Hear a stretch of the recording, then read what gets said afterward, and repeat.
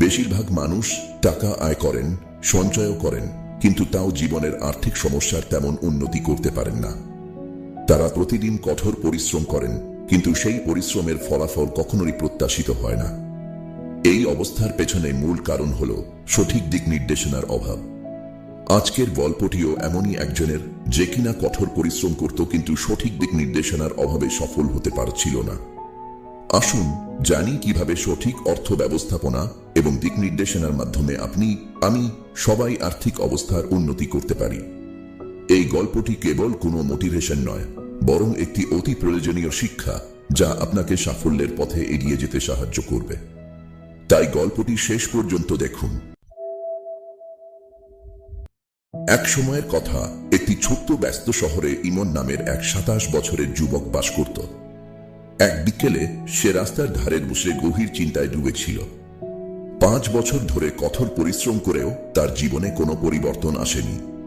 সে তার আর্থিক অবস্থার বেশি পরিবর্তন করতে পারছিল না।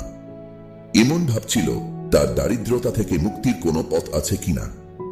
এটা ভাবতে ভাবতে সে একটি বিশাল প্রাসাদের পাশ দিয়ে যাচ্ছিল। কি জানি ভেবে সে প্রাসাদের লোহার গেটের ভেতরে ঢুকে গেল কোনো অনুমতি ছাড়াই। যদিও সে জানত না ভিতরে কি হতে চলেছে, কিন্তু এটি তাকে অর্থের বিষয়ে একটি গুরুত্বপূর্ণ শিক্ষা দিতে চলেছিল। দূর থেকে সে দেখল একজন বৃদ্ধ ব্যক্তি বাগানের বেঞ্চে বসে আছেন, হাতে কফির কাপ নিয়ে। এই ব্যক্তিটি ছিলেন জহির সাহেব, সেই প্রাসাদেরই মালিক। ধনী হওয়ার পাশাপাশি তিনি ছিলেন অত্যন্ত বিনয়ী এবং উদার মানুষ। ইমন তার কাছে গিয়ে বলল, মাফ করবেন জহির সাহেব, আমি অনুমতি ছাড়াই ভিতরে চলে এসেছি।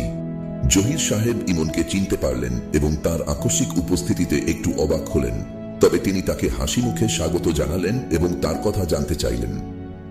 ইমন তার পাশে বসে বলল, জনাব, আমি 5 বছর ধরে কঠোর পরিশ্রম করছি, ঠিকঠাক আয়ও করছি, তবুও আমার জীবনে কোনো উন্নতি হয়নি।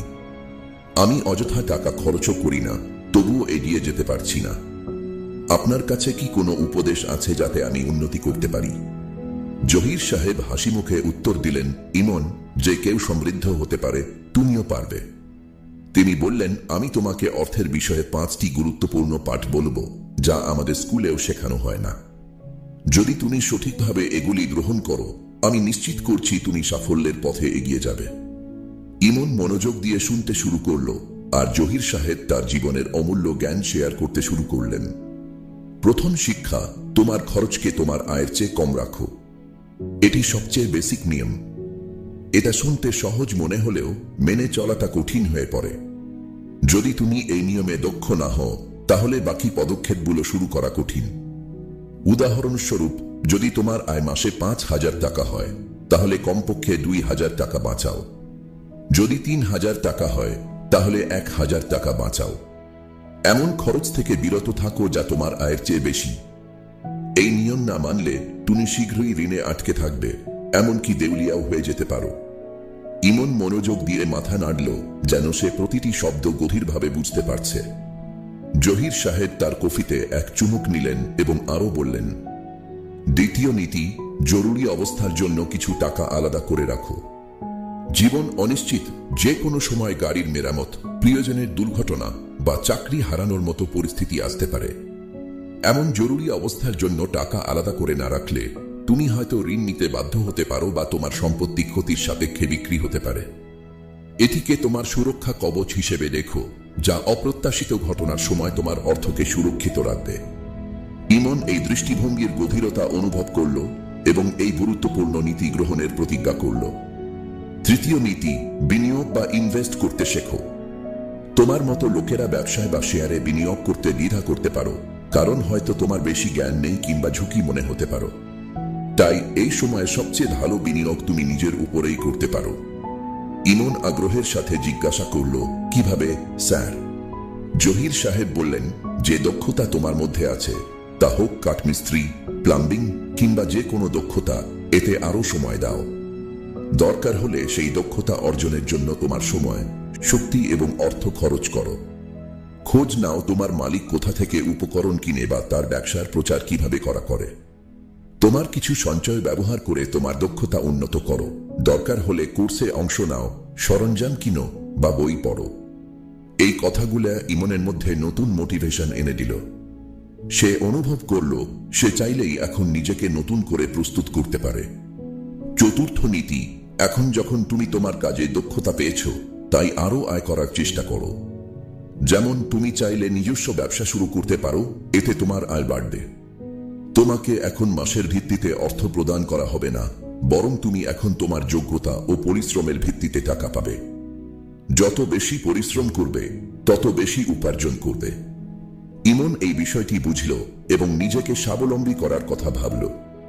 সে এখন শেষ নীতি জানার জন্য আরো আগ্রহী ছিল। পঞ্চম নীতি, প্যাসিভ আয়ের উৎস তৈরি করো। যখন তুমি প্রথম 4টি নীতি গ্রহণ করবে, তখন তোমার কাছে অতিরিক্ত অর্থ চলে আসবে। এখন তোমার অর্থকে কাজে লাগাও।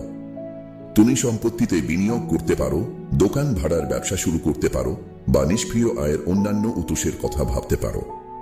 সতর্কতার সাথে সিদ্ধান্ত নাও এবং বুদ্ধিমানের সাথে বেছে নাও। তাহলে ইমন, তুমি কি এই শিক্ষাগুলি গ্রহণ করতে প্রস্তুত?